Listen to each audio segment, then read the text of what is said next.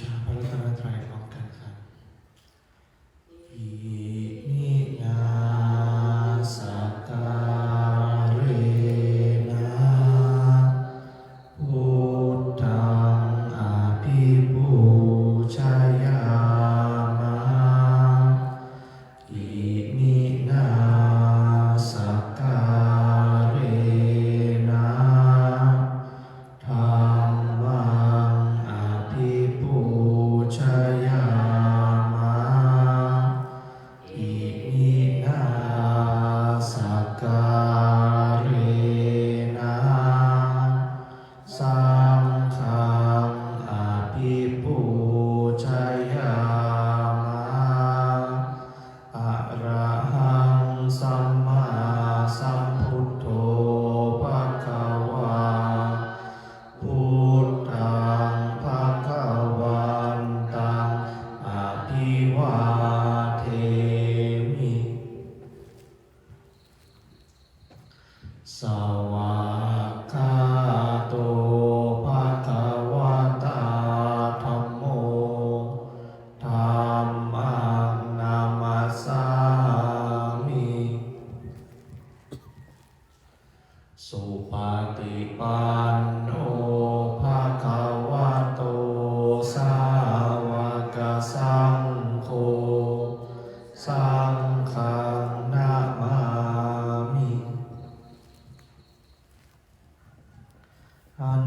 ธรรมยังพุทธัสสะภะคะวะโตปุพพภาคะนะมะการังกะโรมาเสนะโมตัสสะภะคะวะโตอะระหะโตสัมมาสัมพุทธัสสะนะโมตัสสะภะคะวะโตอะระหะโตสัมมาสัมพุทธัสสะนะ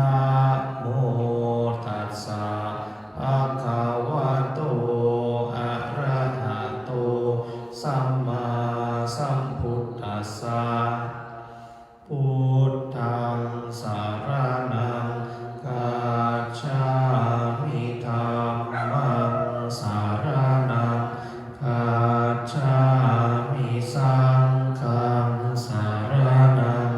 กัจฉามิทุติยมปิพุทธังสารนังกัจฉามิทุติยมปิธัมมังสารนังกัจฉามิทุติยมปิสังฆังสารนังกัจฉามิตติยมปิพุทธังสารนังกัจฉามิตติยมปิธัมมังสารนังกัจฉามิตติยมปิสังฆังสารนังกัจฉามิ ธรรมที่พระพุทธเจ้าทรงแสดงไว้ เพื่อประโยชน์ของสัตว์โลก เป็นธรรมที่เห็นได้ยากยิ่งสำหรับธรรมที่จะกล่าวต่อไปนี้ เป็นธรรมที่สามารถกระทำความสงบอันประเสริฐและสามารถประทานซึ่งสมบัติทั้งปวง เป็นเครื่องสงบเหตุร้ายทั้งปวง เป็นเครื่องป้องกันอมนุษย์และยักษ์ เป็นเครื่องระงับความตายก่อนกำหนดเวลา เป็นเครื่องขจัดความเศร้าโศกและโรค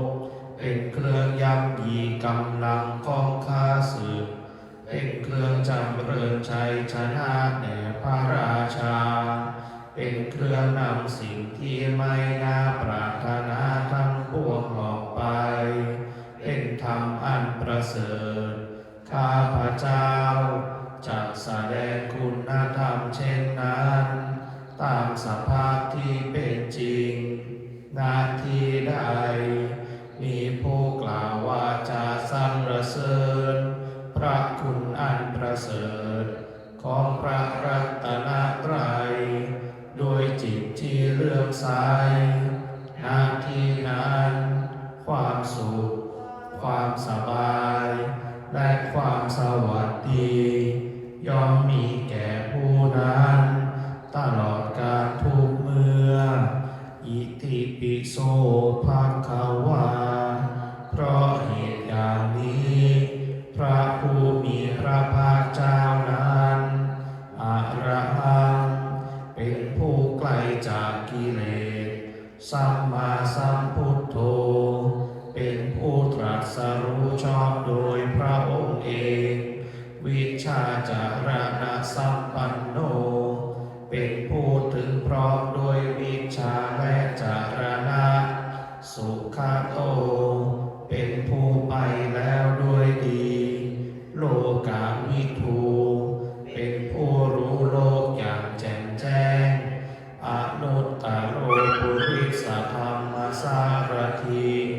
เป็นผู้สามารถฝึกบุรุษที่สมควรฝึกได้อย่างไม่มีใครยิ่งกว่าสัทธาเทวมนุษย์สานังเป็นครูผู้สอนของเทวดาและมนุษย์ทั้งหลายพุทโธเป็นผู้รู้ผู้ตื่นผู้เบิกบานด้วยธรรมภควาติเป็นผู้มีความจำเริญจำแนกธรรมสั่งสอนสัตว์ดังนี้สวากขาโตภควตาธัมโมพระธรรมเป็นธรรมที่พระผู้มีพระภาคเจ้าตรัสไว้ดีแล้วสันทิฏฐิโกเป็นสิ่งที่ผู้ศึกษาและปฏิบัติพึงเห็นได้ด้วยตนเองอากาลิโกเป็นสิ่งที่ปฏิบัติได้และให้ผลได้ไม่จำกัดการเอหิปัสสิโกเป็นสิ่งที่ควรกล่าวกับผู้อื่นว่าท่านจงมาดูเถิดโอปานาอิโกเป็นสิ่งที่ควรน้อมเข้ามาใส่ตัวปัจจตังเวทิตัพโพวินยูหิติเป็นสิ่งที่ผู้รู้พึงรู้ได้เฉพาะตนดังนี้สุปฏิปันโนภควโตสาวกสังโฆทรงสาวกของพระผู้มีพระภาคเจ้าหมู่ใดปฏิบัติดีแล้ว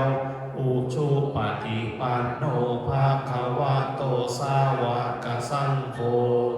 ทรงสาวกของพระผู้มีพระภาคเจ้าหมู่ใดปฏิบัติตรงแล้วยายาปฏิปันโนภควโตสาวกสังโฆทรงสาวกของพระผู้มีพระภาคเจ้าหมู่ใดปฏิบัติเพื่อรู้ธรรมเป็นเครื่องออกจากทุกข์แล้ว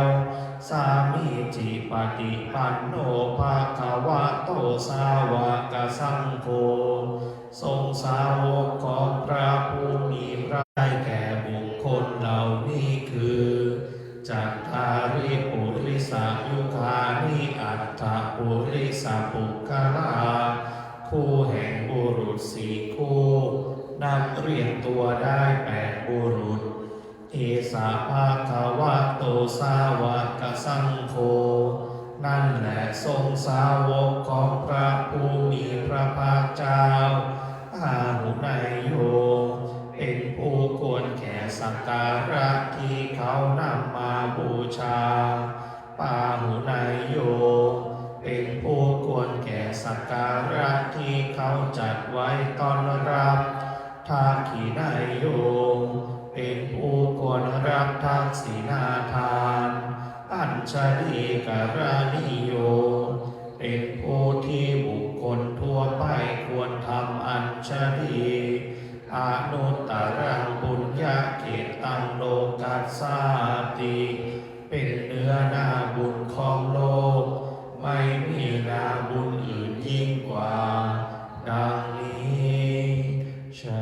ยันโตโพธิยามุเล สากายานังนันติวัตาโนเอวังตวังวิจัยโย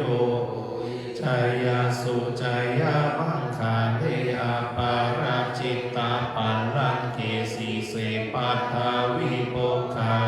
อาภิเสเกสาภาพุทธานังอาคาปัตโตปาโมทาติขัตตังสุมังคาลังสุปาภาตังสุมุติตังสุขาโนสุอุตโตจะสุหิตังพระมาจาริสุปาทาขีนังธัมมังวาจากัมมังปาทาขีนังปาทาขีนังมโนกัมมังปานิทิเตปาทาขีปาทาขีนานิกาตวานาลาปัตตาเถปาทาขีเนสุขโขพุทธานังอุปาโทสุขาสัทธัมมะเตสะสุขาสัมทัสสะสามัคคีสัมมาคานันตาโปสุขโขคัตติเสโทชานิตัสสามิเยโคตาปาติชายโนวิชาจานาสัมปันโนโสเสโทเทวามนุเศรษฐีวาตาปาติปฏิมาภาติจันทิมาสันนัตโทคาติโยตาปาติชายิตาปาติพระมโนอัฏฐสัพพะมโหรัตตังพุทโธตาปาติเตชะสาโรขยาปารมา